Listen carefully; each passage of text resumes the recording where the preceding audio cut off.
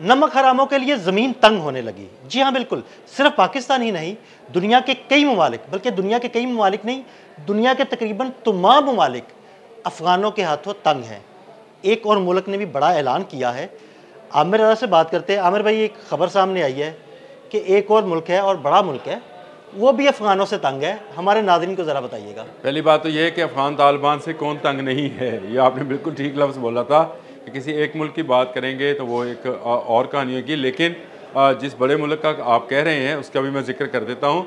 लेकिन इससे पहले आप ये देखिए कि पूरी दुनिया से, यूएन की रिपोर्ट बता रहा हूँ आपको, कि पूरी दुनिया से अफ़गान महाजरीन को निकाला जा रहा है और उनको वापस अफ़गानिस्तान भिजवाया जा रहा है, यानी उनको डिपोर्ट किया जा रहा है। दुनिया के बहुत सारे अफ्रीकी ममालिक के जैली पासपोर्ट भी इन लोगों ने बना रखे हैं। पाकिस्तान में तो इन्होंने बनाए ही बनाए।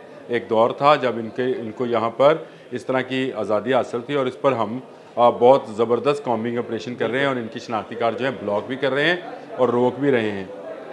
लेकिन दुनिया के बेशतर ममालिक में इमिग्रेशन के हवाले से कवानीन बन रहे हैं और उसमें जिस बड़े मुल्क का आपने जिक्र किया वो ऑस्ट्रेलिया है और ऑस्ट्रेलिया से अफ़गान तालिबान को निकाला जा रहा है। लेकिन मैंने आपको क्योंकि लफ्ज़ बोला था कि दुनिया का कौन सा मुल्क है, तो हम शुरू हो जाते हैं।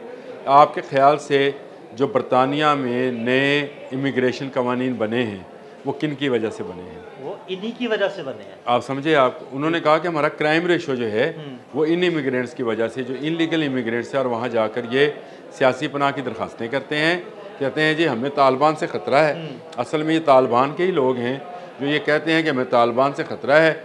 वहाँ के अखबारात और वहाँ की वेबसाइट्स और वहाँ के लोगों से बयान दिलवाते हैं अपने ख़िलाफ़, जहाँ पर अप्लाई करते हैं इंडेफिनेट वीज़ा हासिल कर लेते हैं। इंडेफिनेट वीज़े का मतलब ये है कि आप यहाँ पर उस वक्त तक, जब तक आप चाहें, जब तक आपके मुल्क में अमन ना हो रहें। तो अफ़गानिस्तान में तो कभी अमन होने वाला नहीं है। इसीलिए वहाँ पर एक करारदाद पेश की गई कि इमिग्रेंट्स को पाबंद किया जाए और 5 साल की बजाय 2.5 साल का वीज़ा किया जाए, ताकि 2.5 साल के बाद इनके मुल्क में इनको वापस भेज दिया जाए, थोड़ी बेहतरी हो तो इनको वापस भेज दिया जाए।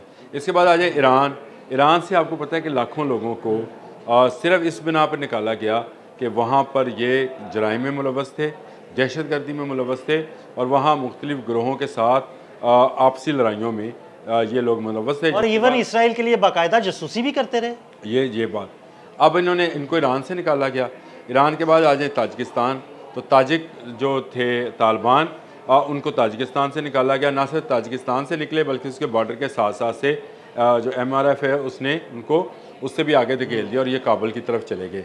फिर आ जाए पाकिस्तान। तो पाकिस्तान से भी तालिबान की जो है वापसी शुरू है, बल्कि अफ़गान जो महाजरीन के नाम पर यहाँ लोग बसते थे उनको निकाला जा रहा है। उनका कॉम्बिंग ऑपरेशन के तहत मुख्तलिफ़ शहरों से उनको सॉर्ट आउट किया जा रहा है, क्योंकि ये लोग हमारे लोगों के साथ मिक्सअप थे। जो हमारे पठान भाई हैं या खैबर पख्तूनख्वा के लोग हैं, उनमें ज़ुबान की वजह से मिक्स थे। जो बलूचिस्तान में ज़ुबानें बोली जाती हैं, क्योंकि अफ़गानिस्तान में भी वो ज़ुबानें बोली जाती हैं, जैसे फ़ारसी है, बलूची है, तो ये उसमें भी मिक्सअप थे। तो उसमें से निकाला जा रहा है इनको और ढूंढ के इनको बाहर किया जा रहा है। तो अब ऑस्ट्रेलिया ने भी यही काम किया है, क्योंकि ऑस्ट्रेलिया में भी अमन को, ये असल में एक ऐसी कौम बनती जा रही है जिसको आप ये कहें कि ये दुनिया की नापसंदीदा तरीन कौमों में से एक कौम होगी। जहाँ जाते हैं वहाँ काम करने की बजाय इनका जहन लड़ाईबाजी में, जराइम में, मनशियात फरोशी में और जिस्म फरोशी में जाता है। ये बड़ी खबर, ये देखें इन पर जो लबादा उड़ा हुआ है इन्होंने, इसमें ये काम भी शामिल है और बहुत सारे इलाकों में ये काम करते रहे हैं। इस बारे में भी रिपोर्ट्स जो हैं आप देख सकते हैं। इसके बाद इनका जहन जो है वो हलाल रास्ते से रोज़ी कमाने की तरफ आता नहीं है। तो जब ऐसे लोग होंगे जिनका रिस्क जो है वो हराम रास्ते से आ रहा होगा, तो वो हरामकारियों में मुलव्वस हो जाया करते हैं। तो यही हरामकारियाँ जो हैं पूरी दुनिया के लिए एक मसला बनती चली जा रही हैं। ये तो आप यहाँ की बात कर रहे हैं, मैं आपको जर्मनी की बात बता रहा हूँ कि जर्मनी से भी इनको निकाला जा रहा है।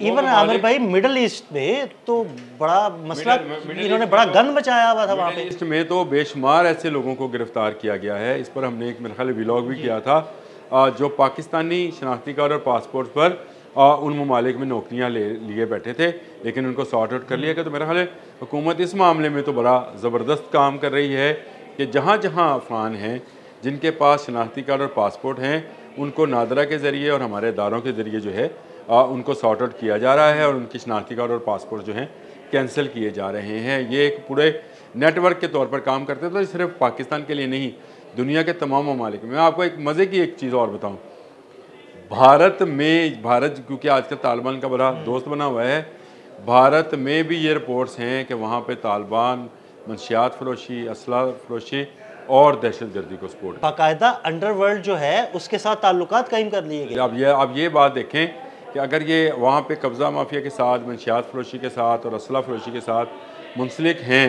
तो भारत को ये कितने महंगे पड़ेंगे। हमने तो 40 साल भुगत लिया भाई, हमने तो 30 साल 40 साल जो भी भुगता है, उसके बाद हमें समझ आ गई कि ये कभी बंदे दे पुत्र जो पंजाबी में कहते हैं नहीं बनेंगे। तो अगर नहीं बनेंगे तो फिर इनको अपने वतन में जाना चाहिए, वहाँ पर जाकर लड़ें, रहें, खाएं पिएँ, नौकरियाँ करें, कारोबार करें, जो करना चाहते हैं वहाँ जाकर करें। यहाँ पर इनको मज़ीद कत्लो खून और मज़ीद दहशतगर्दी और मज़ीद मंशियात फरोशी जो है नहीं करने दी जाएगी। और यही हाल ऑस्ट्रेलिया का भी है, जिसका जिक्र आपने शुरू में किया था कि एक बड़ा मुल्क है, वहाँ पर भी यही प्रॉब्लम्स हैं। ये जहाँ जिस कम्युनिटी में भी रहते हैं, असल ख़बर ये है कि जहाँ जिस कम्युनिटी में भी रहते हैं वहाँ उस कम्युनिटी के ख़िलाफ़ काम करते हैं, यानी उनके साथ ये लड़ाई झगड़ा, वहाँ पे मंशियात फरोशी और वहाँ पे जो इल्लीगल ट्रेड है जिसको स्मगलिंग कहते हैं उसमें मुलव्वस पाए गए हैं। इसीलिए इन पर दुनिया भर में पाबंदियाँ लगाई जा रही हैं। ये जो भारत के साथ दोस्ती की पिंगें हैं, आप बहुत जल्द देखेंगे कि इन पिंगों का भी खात्मा हो जाएगा। कि तालिबान हुकूमत का ही खात्मा होना है वहाँ पर। जब तक ये अबूरी हुकूमत तालिबान की मौजूद है ये मामला रहेंगे। इन्होंने दहशतगर्दी के ख़िलाफ़ कोई इकदाम नहीं किए, ना ही ये करने को तैयार हैं। ये अपनी सरज़मीन जो है इन्होंने खोल रखी है दहशतगर्दों के लिए। अपने एक तरह से ये कहें कि अपने द्वार या अपने दरवाजे जो हैं दहशतगर्दियों के लिए खोल रखे हैं और फिर ये उनको शहरी आबादियों के अंदर बसाते चले जाते हैं और उनको फिर अगर उन पर अटैक किया जाए तो कहते हैं शहरी आबादियों पर अटैक किया। ये इनके अड्डे बंद होंगे। यहाँ पर एक मुंतखब हुकूमत ने आना है। जो कतर डिक्लेरेशन है जिसमें अमेरिका वापस किया था उसमें यह तय था कि तालिबान की अबूरी हुकूमत होगी और उसके बाद यहाँ पर एक मुंतखब हुकूमत आएगी। लेकिन अबूरी हुकूमत का अब स्पैन बहुत लंबा हो गया है।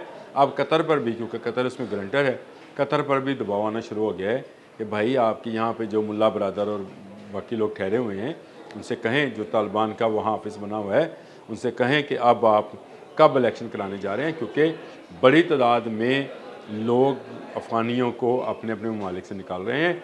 ये भी आपके वोटर्स हैं, ये भी वोट कास्ट करेंगे, वो आपके हक़ में हैं, मुखालफ हैं। लेकिन वहाँ पे अवामी हुकूमत बने बगैर अफ़गानिस्तान किसी चीज़ में तरक्की नहीं कर सकता। अफ़गानिस्तान में इस वक्त भूख, अफलास और बीमारियों का हमला है, दहशतगर्दी का हमला है, वो सिर्फ तालिबान की वजह से है।